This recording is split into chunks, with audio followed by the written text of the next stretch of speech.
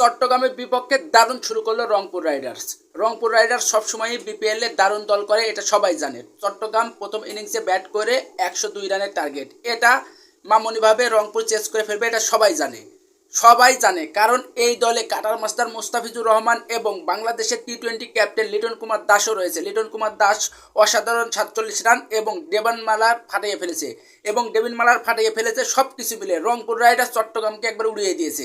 চট্টগ্রাম কোনোভাবেই রংপুরের সঙ্গে পারবে না। আর এবারের এই বিপিএলে রংপুর রাইডার্স সেরা টিম, প্রতিবারের মতনই এবারও তারা হার টিম সাজিয়েছে। বিশেষ করে আইপিএলে খেলা মুস্তাফিজুর রহমানকে ভিড়িয়ে সবাইকে চমকে দিয়েছে রংপুর রাইডার্স। তার ফল এখন পাচ্ছে তারা। একটি ম্যাচ জিতে বিপিএল পয়েন্ট টেবিলের 1 নম্বর স্থানে রয়েছে রংপুর রাইডার্স।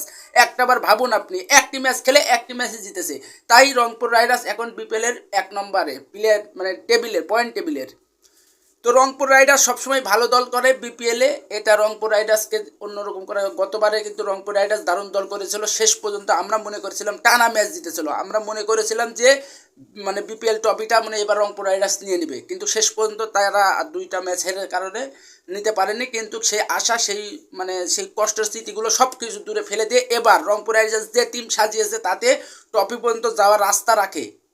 তো দেখা যাক শেষ পর্যন্ত। রংপুর রাইডার্সের জন্য শুভকামনা। রংপুর রাইডার্স দারুণ শুরু করেছে, সব কিছু মিলে রংপুর রাইডার্সকে জানাই ধন্যবাদ। রংপুর রাইডার্স যে দারুণ খেলা দেখাচ্ছে, এইভাবে যদি খেলা দেখাতে পারে, আমরা চাই রংপুর রাইডার্স ভালো কিছু করুক, কারণ ভালো কিছু করার মতন দম আছে। আর বিপিএলে এবার যে কয়টা দল খেলছে তাদের মধ্যে সেরা দল কিন্তু রংপুর রাইডার্স এখন পর্যন্ত আমার দেখা মতে।